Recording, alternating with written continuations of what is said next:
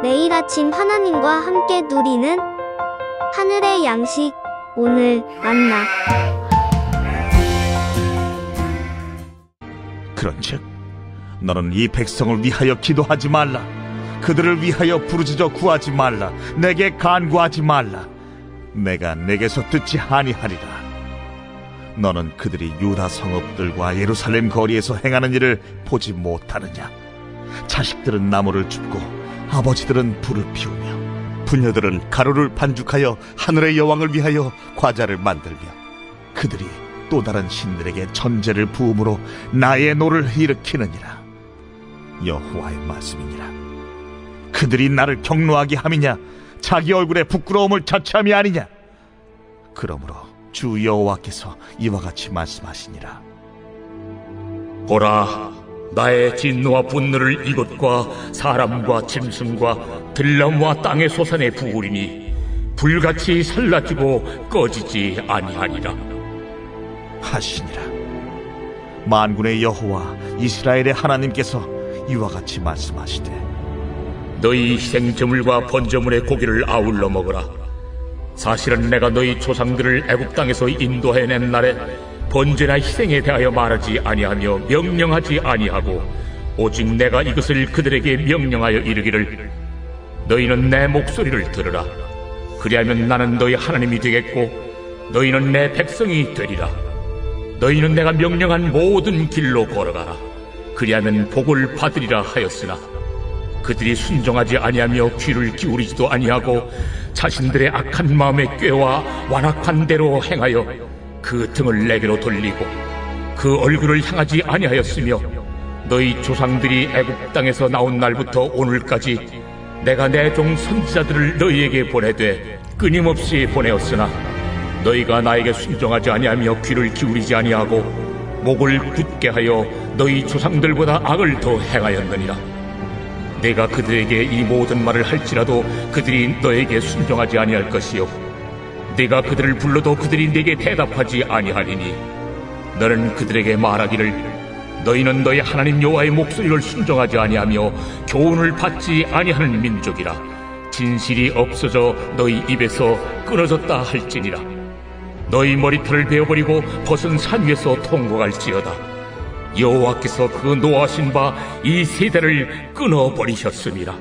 성전이 건재하기에 자신들이 구원받았노라 안심하고 있던 백성들에게 하나님은 그들의 종교적 행위가 도리어 이방신을 섬기는 일과 같다고 말씀하셨습니다. 하나님께서는 연이어 예레미야에게 이들을 위해 기도하지 말라, 부르짖지 말라고 말씀하시며 이스라엘의 죄악된 태도를 고발하십니다. 첫 번째로 이스라엘은 온 가족이 우상을 숭배하였습니다.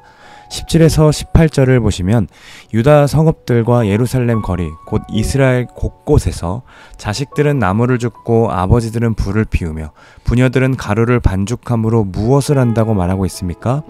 하늘의 여왕을 위하여 과자를 만들고 전제를 붓도록 했다 하죠. 아이들은 부모의 가르침과 행동을 보고 이것을 당연한 것으로 생각하며 자라왔을 겁니다.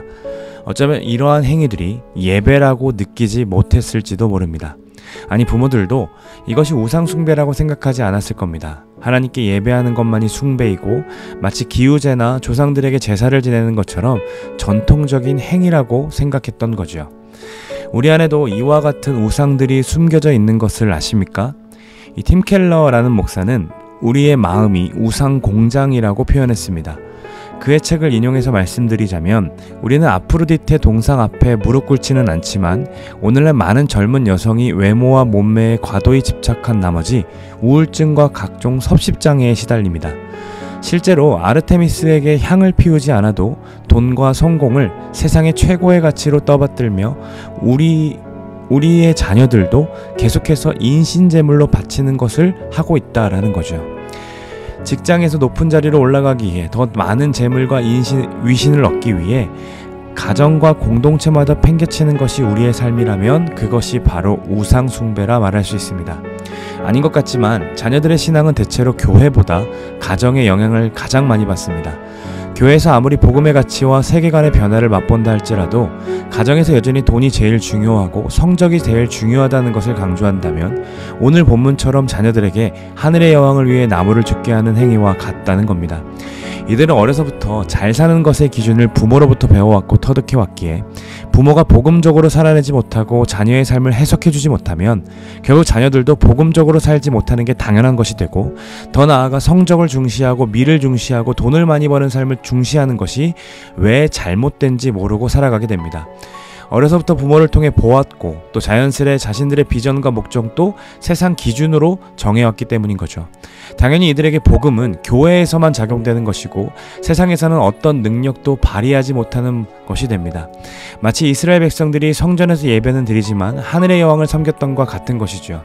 이스라엘 백성들은 그것이 잘못된 것인 줄 몰랐습니다. 당연히 먹고 살기 위해서는 해야 하는 것이라고 생각했죠. 진지하게 자신들의 행동이 자녀들에게 어떤 영향을 끼치는지 생각하지 못한 겁니다.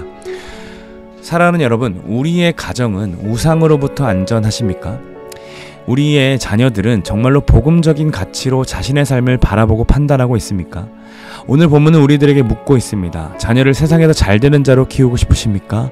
아니면 그리스도인으로 키우고 싶으십니까? 오늘 아침 이 질문에 하나님께 답하는 시간이시기를 소망합니다. 두 번째로 이 우상 숭배는 치명적인 결과로 나타나는데 그들은 몰랐습니다. 19절에 20절을 보시면 그 우상 숭배의 결과가 바로 하나님의 진노입니다. 그들은 하나님의 진노가 결과라고 생각하지 못했던 겁니다. 주님을 이것이 경노하게 하는 일인지 몰랐습니다. 우리는 어떤 일이 우리 몸에 치명적인 결과로 나타나면 절대로 그 일을 하지 않습니다. 왜냐하면 죽음이 두렵기 때문이죠. 그런데 참으로 부끄럽게도 우리는 영원한 죽음을 두려워하지 않습니다. 우리의 영혼이 온갖 우상들을 섬기는 것으로 인해 죽어감에도 괜찮다라고 생각합니다.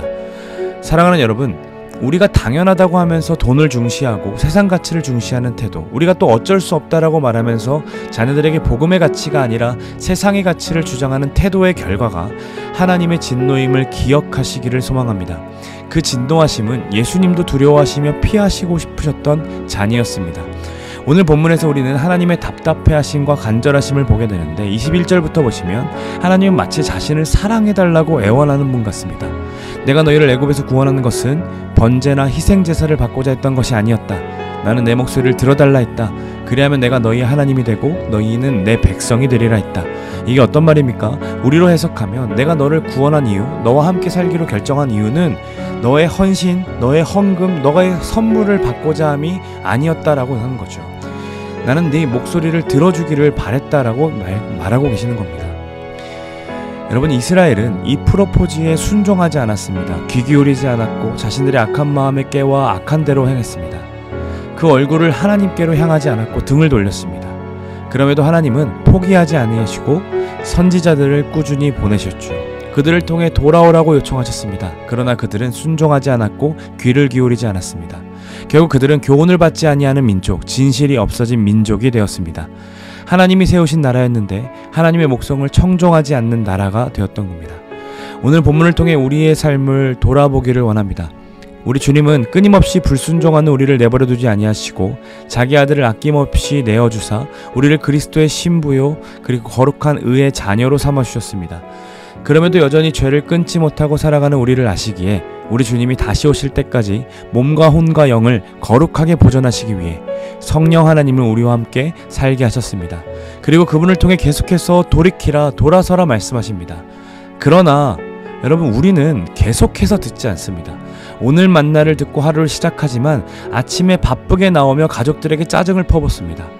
내가 그러면 안 되었는데, 오늘 말씀대로 살아야 한다 했는데 하며 죄송해요 하나님 하고 곧바로 회개하지만 차가 꽉 막힌 교통체증에 사람들이 꽉 들어찬 지하철과 버스로 인해 짜증이 또 밀려오며 화를 내고 있는 우리들을 발견하게 됩니다. 여러분, 이게 우리의 형편이며 한계입니다. 우리는 더 높은 차원을 추구할 수 없을 만큼 복음의 가침은 저 멀리 치워두고 주일에만 작용하는 것으로 내버려두고 삶에서는, 일상에서는 그저 윤리적으로 진짜 그리스도인으로 살아가고자 하지 않습니다. 행동하지 않는다는 거죠. 그러니 우리의 삶은 예배하지만 우상도 섬기고 말씀을 듣지만 불순종합니다. 이런 우리들에게 필요한 것이 무엇일까요? 돌이키는 것입니다. 부르시는 음성에 귀 기울이는 것이에요. 그것이 바로 회개이죠. 구원받은 자에게 주신 특권이 바로 회개입니다. 우상을 섬기면서도 섬기는지 모르고 살아가는 우리들이 해야 할 것은 바로 회개입니다. 순종하지 아니하고 들으려 하지 않는 우리들에게 절실하게 필요한 것은 회개입니다. 사랑하는 여러분, 회개해야 합니다. 저와 여러분의 삶은 회개하는 삶입니다. 매 순간 시시때때로 우리는 회개해야 합니다. 잘못했을 때만이 아니라 잘 될 때에도 기도하지 않았는데 나에게 이렇게 잘 되게 하신 은혜 주신 하나님께 회개해야 합니다. 회개는 여러분 반성문이 아닙니다. 회개는 하나님과 만나는 교제이며 그분과의 대화입니다. 사랑하는 여러분, 오늘 하루가 회개로 가득 찬 하루가 되기를 원합니다. 우리의 연약함, 우리의 완악함을 인정하며 더 이상 하나님도 섬기고 우상도 섬기는 자가 되지 않기를 바라는 마음으로 우리와 동행하시는 그 하나님께 눈을 돌리며 그분의 음성을 듣는 하루가 되기를 소망합니다. 그리하여 어제보다 오늘 더욱 거룩하여지고 흠없이 보존되는 우리의 삶이 되기를 간절히 소망합니다.